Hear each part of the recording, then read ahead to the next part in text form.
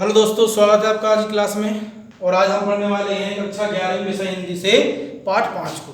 पाठ 5 में घर की याद ये कविता का शीर्षक है और आज हम बहुत ही सुंदर कविता पढ़ने वाले हैं जिसका शीर्षक आपका घर की याद है।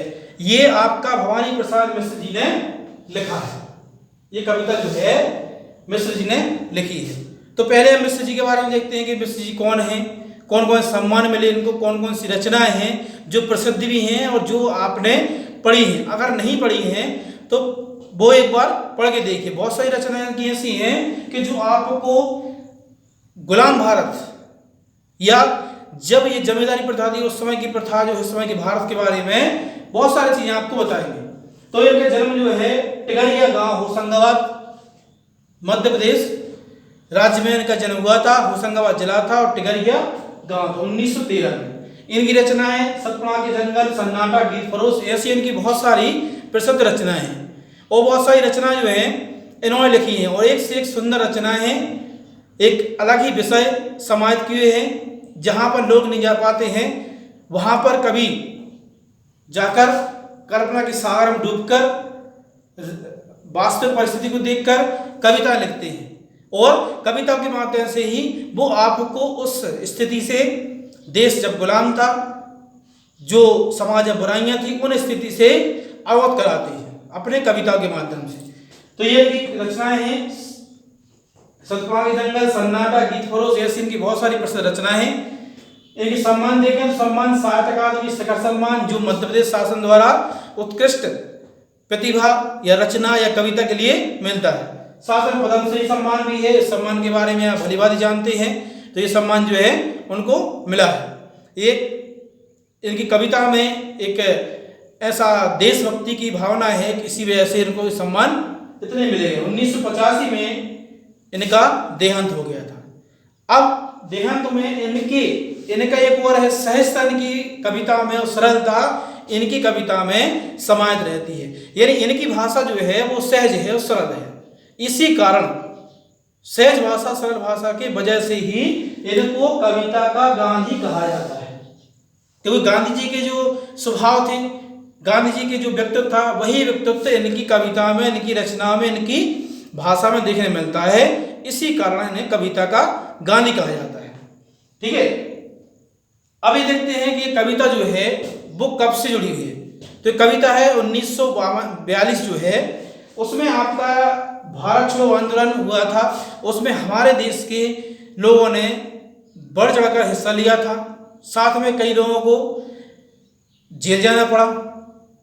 उसमें कई गरीब थे, कई ऐसे परिवार के थे जो एक इकलौते लड़के भी थे। उनके परिवार का भरण पोषण उन पर निर्भर करता था।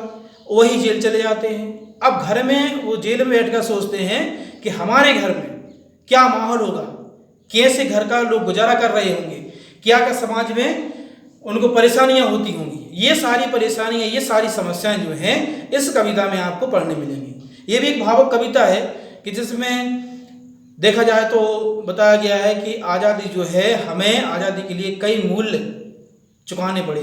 हमें सहज रूप से आज़ादी नहीं मिली है। इसके लिए हमें कई मूल्य, कई लोगों को प्राणों का बलिदान देना पड़ा है, कई को अपने सुख का बलिदान देना पड़ा है, कई को अपने सगे संबंधियों को बलिदान देना पड़ा है।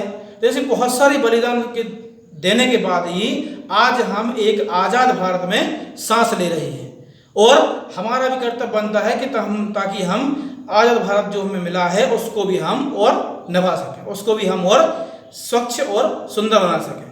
तो चलिए कविता की शुरुआत करते हैं। कि कविता में जैसा कि बताया हमने आपको कि कैदी जो है, कैदी अपने जेल के अंदर बैठकर वो अपने परिवार को, घर को, सगे संबंधियों को, समाज को याद करता है और याद करके क्या क्या सोचता है वो उसमें बताया गया है। तो शुरू करते हैं। इसकी प्रथम 4 पंक्तियों में, यहाँ पर बोर्ड पर 2 लिखी हैं और आपकी पुस्तक में जो है वो 4 पंक्तियां हैं।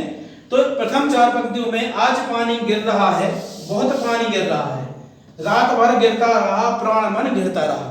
ये कविता जो है कब लिखी गई थी? जो कैदी हैं वो बाहर जो पानी गिरता है, जो बरसात का मौसम आता है, उस बरसात के मौसम में घर को याद कर रहे हैं और पानी को देखकर उनको घर की याद आती है कि घर में कैसा माहौल होगा। क्योंकि पानी गिरने पे गरीबों के घर जो हैं वो पानी में इनको एक अलग से व्यवस्था करनी पड़ती है ताकि पानी अंदर ना जाए। तो ऐसी व्यवस्था वो नहीं कर पाया, उसके पहले जेल आ गया। तो वही सोचकर वो दुखी होता है और घर को याद करता है कि आज पानी गिर रहा है, बहुत पानी गिर रहा है, रात भर गिरता रहा, प्राण मन गिरता रहा। आज जो है बहुत पानी गिर रहा है और बहुत ही ज्यादा पानी गिर रहा है, रात भर गिरता रहा और रात भर से पानी लगातार गिर रहा है, प्राण मन गिरता रहा। अब उसके प्राण जो हैं, उसके हृदय में एक अलग से चोट लगी हुई है, क्योंकि वो घर से दूर है, उसको घर की व्यवस्था करनी थी, व्यवस्था करने के लिए वो घर में नहीं है।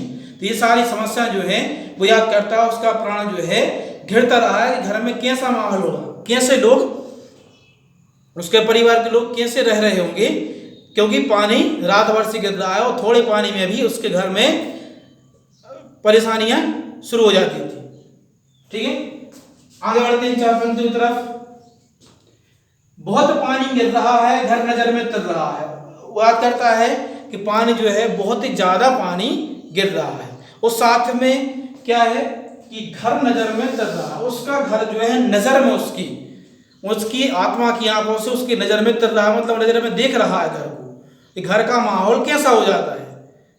जाहिर सी बात है कि जब जो घर में रहता है उसको पता रहता है कि बरसात का मौसम लगता है तो हमारे घर में कौन कौन सी परेशानियां आती हैं। तो वही परेशानियां याद करके उसके घर जो है उसकी याद में नजर आ रहा है। ठीक है, घर में मुझसे दूर है जो, घर खुशी का पूर है, वो घर से मैं दूर हूं। ठीक है, और उस परेशानियों को हम सोच सकते हैं, समझ सकते हैं, उसके लिए कुछ उपाय नहीं कर सकते। घर की मुझसे दूर है जो, घर खुशी का पूर है। तो मैं आशा करता हूं घर में जो है खुशियां होंगी। वो आशा ही कर सकता है घर में खुशियां होगी, घर में कैसा माहौल होगा, क्योंकि उसको एक अनुमान लगा सकता है। ठीक है, आगे बढ़ते हैं हम इन पंक्तियों की तरफ। इन 2 पंक्तियों में आपने क्या देखा, पानी गिर रहा है, उसके मन में एक याद आती है घर की, घर में कैसा माहौल होगा। इस पंक्ति में क्या बताया गया था कि वो भी याद करता है कि घर में कैसा माहौल होगा, रात और पानी के बाद घर में कैसा माहौल होता है, कैसी स्थिति होती है और कैसा दृश्य होता है, वह जो है याद करता है। अब देखिए, और साथ में गरीबी तो होती है उनके पास। देखो, गरीबी भी, भारत को आजाद भी कराना, क्रांतिकारी बनते हैं वो लोग, तो खुद भी काम नहीं कर पाते। ये सारी समस्याएं जो हैं उनके साथ घटित होती हैं। घर में 4 भाई, घर में जो है 4 भाई थे। याद करता है घर में जो है हमारे 4 भाई हैं। मायके से बहन आई, मायके से बहन जो है वो आ चुकी है। त्योहार का मौसम रहता है रक्षाबंधन का, तो रक्षाबंधन से और वो बीच बीच में आती रहती हैं, तो मायके से जो बहन भी आ चुकी है। बहन आई बाप के घर, अपने पिता के घर को कहता है। बहन जो कहाँ आई है, बाप के घर आई है। अब बाप के घर आई है, पर उसको क्या परेशानी मिलेगी, हाय रे परिताप के घर।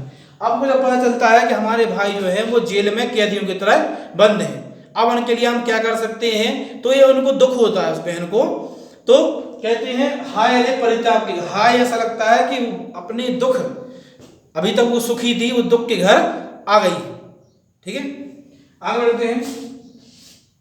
घर में सब जुड़े हैं, सबके इतने कब जुड़े हैं, 4 भाई 4 बहनें, भुजा भाई प्यार बहनें। अब वो कहता है कि ये वो माहौल था, बरसात का माहौल, मतलब सावन का महीना रहता है, उसमें सावन के महीने में बहनें भी घर आती हैं मायके में।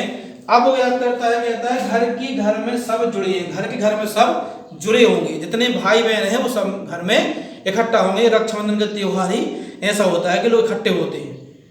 सबकी इतने कब जुड़े हैं, ये जुड़ने का मौका जो है साल में एक ही बार मिलता है। बार बार मौका कोई भी त्योहार जो है भाई बहन को, मायके से बहनों को और भाई को इकट्ठा करने का और कोई त्योहार मौका नहीं देता, जो देता है रक्षाबंधन।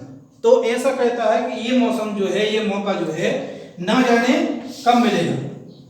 4 भाई 4 बहनें, भुजा भाई प्यार बहन, 4 भाई और 4 बहनें हैं। भाई को भुजा कहा गया है और भुजाओं पर प्यार रूपी राखी बहनें बांधती हैं। देखा आपने कि इतनी सरल सहज भाषा में मिश्र जी ने कविता लिखी है, और इस कविता के माध्यम से आपने भी देखा कि बहनें जो हैं, बहनों क्या होती हैं, भाई के लिए बहनों का प्यार क्या होता है, घर की परेशानियां क्या होती हैं, गरीबी क्या होती है। तो ये सारी चीजें जो हैं वो आपने इस कविता के माध्यम से देखिए। इस कविता में घर की याद और भी परेशानियां होती हैं, और भी परेशानियां वो आपको कविता में आगे पढ़ने मिलेंगी। तो आज की क्लास में हमने कभी घर की याद कविता नामक कविता में इतनी पंक्तियां आपको बताई हैं, और पंक्तियां आप अगली कक्षा में देखेंगे। ठीक है, आज की क्लास में हमने आज की कक्षा में इतनी पंक्तियां आपको बताई हैं कि घर की याद होती है, बहनों की याद आती है, घर में जो पानी गिर रहा है उस पानी से क्या परेशानियां होती हैं, उस परेशानी की याद आती है। ये सारी याद जो है कवि को याद आती है। कैदी के दर्द को कवि अपनी पंक्तियों में उतार रहा है। ठीक है, तो अगली कक्षा में हम इस पंक्तियों को आगे देखेंगे कि और कैदी घर की याद करते करते और क्या याद करता है जेल में रहते हुए, और किन किन चीजों को याद करता है, ये हम अगली कविता में अगली पंक्तियों में पढ़ेंगे। ठीक है।